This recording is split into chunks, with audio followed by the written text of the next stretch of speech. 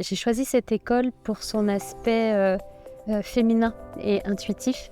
Une école qui est tenue par deux femmes en l'occurrence et qui transmettent une approche plutôt intuitive et à l'écoute du corps. J'étais déjà praticienne en massage bien-être et puis j'ai développé au fil des années une intuition dans le toucher. Et l'école de Barbara m'a permis d'échanger sur ça, puisque dans le métier, on parle beaucoup de techniques, on échange plutôt formel, protocolaire, de techniques, de livres, etc. Mais tout ce qui relève du ressenti, c'est quelque chose dont on parle peut-être moins dans les écoles. Et c'est ce que l'école de l'art du toucher m'a apporté, en fait, c'est ça, c'est de pouvoir échanger et mettre des mots sur un ressenti et aussi trouver quelque part être guidée dans mon intuition. Voilà, trouver des confirmations à ce que je ressentais et puis aussi des clés qui viennent me confirmer ou me guider dans ce travail autour du ressenti. Plus j'avance dans les modules et plus j'ai des confirmations ou plus j'ai l'impression d'aller plus profondément dans les ressentis. Au début, je me suis inscrite sur un module pour découvrir.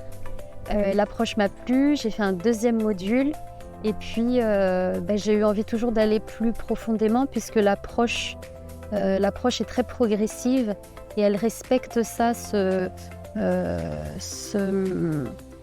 cette progressivité dans l'intuition et dans l'approche corporelle, dans le toucher. Alors ce que j'ai aimé dans la pédagogie, c'est le fait qu'on expérimente nous-mêmes dans le corps, l'approche des 5 éléments, dans le corps mais aussi dans les échanges, dans l'aspect plutôt psychologique, émotionnel, mental. Donc c'est ce qui m'a plu, c'est cette partie où on ne se positionne pas comme sachant, mais comme objet d'étude.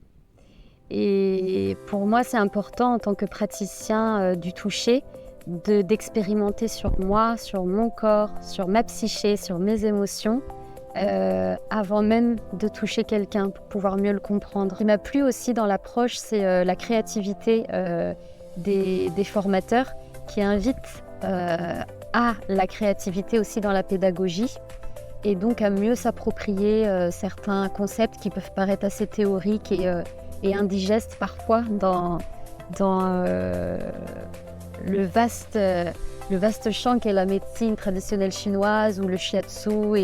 Et là, le fait de les amener par le jeu, il y a une approche aussi ludique dans la pédagogie et très complète. Et ça passe par différents types d'exercices, d'activités, de jeux, de mise en mouvement, de méditation, de conscience corporelle, de créativité, d'échanges en groupe, de marche dans la nature, d'expériences personnelles. Le format du cursus est intéressant parce qu'on a du temps pour assimiler et digérer et ressentir.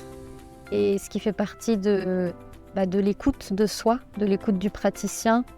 Donc c'est un week-end par mois, la moyenne, le rythme. Et puis le stage en résidentiel aussi propose vraiment une immersion. Et j'ai trouvé aussi, je trouve, les formateurs très accessibles et humains. Ils font le travail avec nous et ils se positionnent comme nous et ils témoignent beaucoup de leur approche personnelle, de leur témoignage personnel. Et voilà, ça en fait une expérience humaine très intéressante.